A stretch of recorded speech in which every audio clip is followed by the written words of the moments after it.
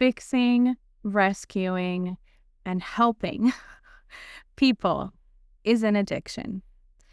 And that means it's numbing something inside of you. It's a way for you to try to feel safe. It's an addiction that when you peel it off, there's so much underneath there.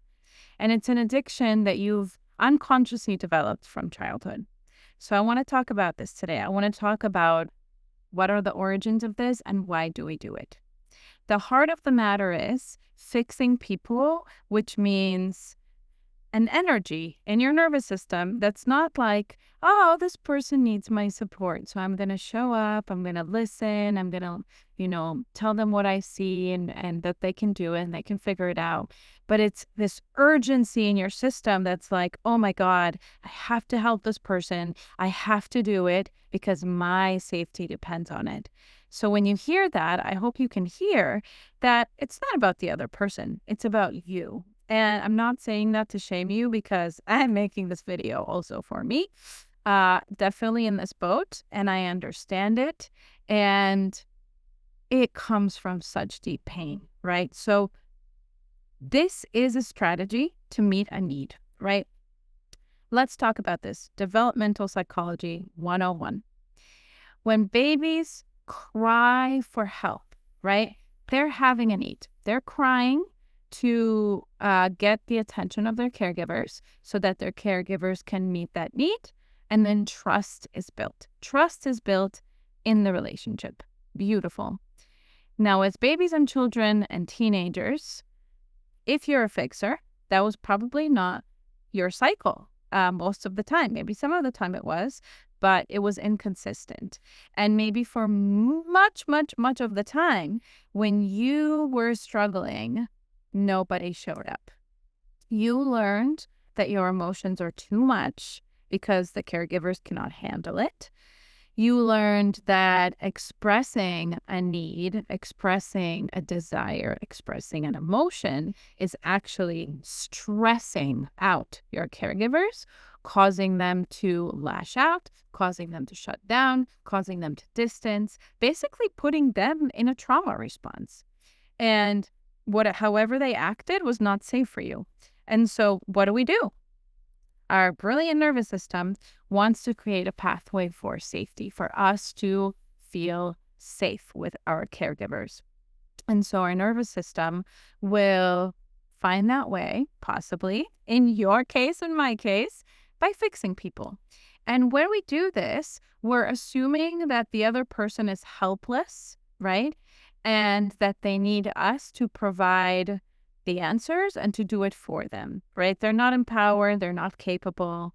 Now, this is possibly because your caregivers were not very capable, maybe physically, maybe emotionally, right? They might have been very emotionally immature. Maybe they were narcissistic. And so what your little young nervous system learned is that these people that are supposed to protect me and take care of me and meet my needs have no freaking clue how to do it. They're not capable of doing it. And so I have to do it. And maybe I shut down. I completely dissociate from my own needs and my feelings. And so two emotions really come up for me very strongly when I think about this and when I think about my own experience. And these emotions answer the question of like, if you didn't fix, this person that's in front of you, if you didn't fix this person, what emotions arise that you just cannot be with? And for me, it's disappointment and helplessness. And that links up perfectly to that child, that adolescent, teenager, whatever, that felt those things and then there was no one to go to with those emotions. And of course, holding disappointment and helplessness is so painful. Let me tell you one really interesting story. When I was maybe like 5, before I even went to school, I asked my mom for a doll. And my mom said, "I'm so sorry, we don't have money for that doll." And what my response was, it wasn't like, "But I really want it, mommy," which I think is kind of normal for a child, right? To just say their need and desire. My response was, It's okay. You can buy it from me later.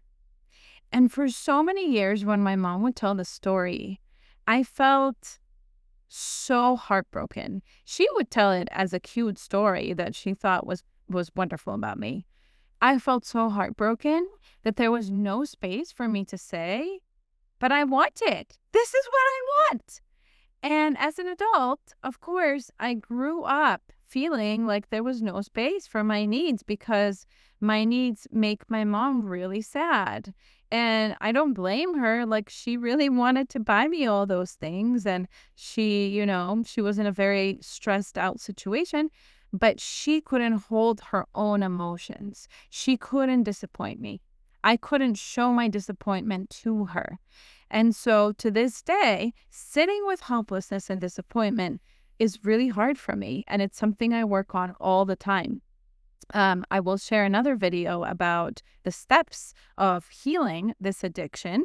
And that's one of them. It's really increasing your tolerance to sit with these emotions. So there are many, many needs that you might be meeting by fixing, right? And the crazy thing is that you might think that you're meeting those needs by fixing, but you're really not, because fixing ultimately really doesn't meet a need. I think the only need that it truly meets is numbing, right? Like preventing us from feeling pain and allowing us to feel safe. But deeper relational needs are not being met by fixing. And what I'm talking about is, for example, being seen. So this is a role we play. That role, that mask, it is a role. It's as if you're a character in a play. And when you're playing that role, how can you be seen?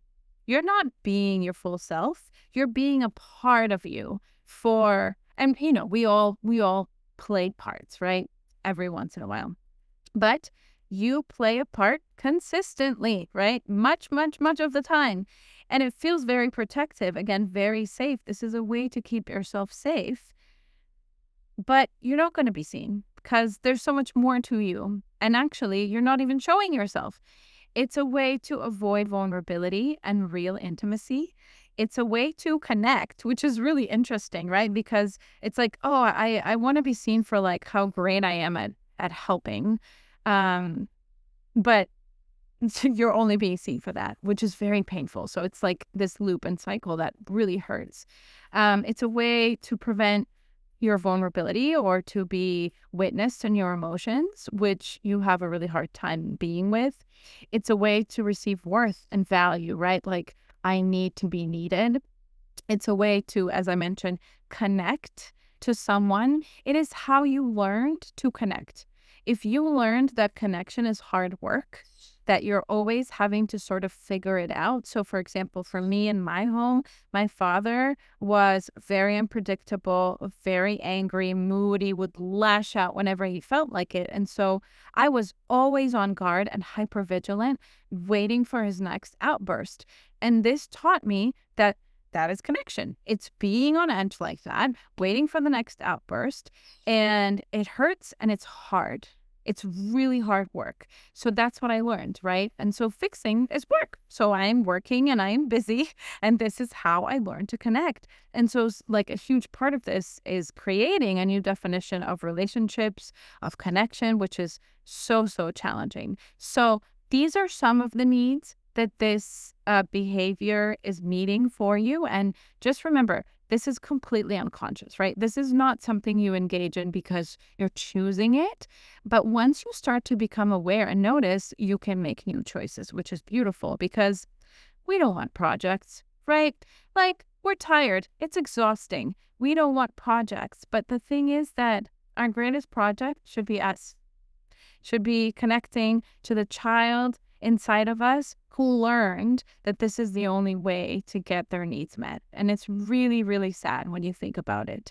So this is why I created an entire free masterclass on this that I'm so excited to teach. It's going to be live at the end of this month, and we're going to have a link to that. Please join it. You're going to learn so much that goes way beyond the mind, because this is a very somatic, body-based experience, like all of our life.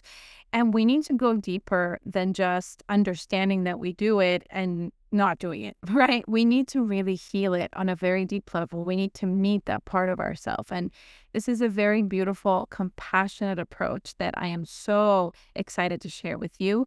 And I want to share with you to close a few questions that you can ask yourself, that you can journal on, that can help you start to work on this. You're going to find those in the description. So check those out, start the work, and please join the free masterclass because we're going to go so deep and even expand on that. I can't wait to see you.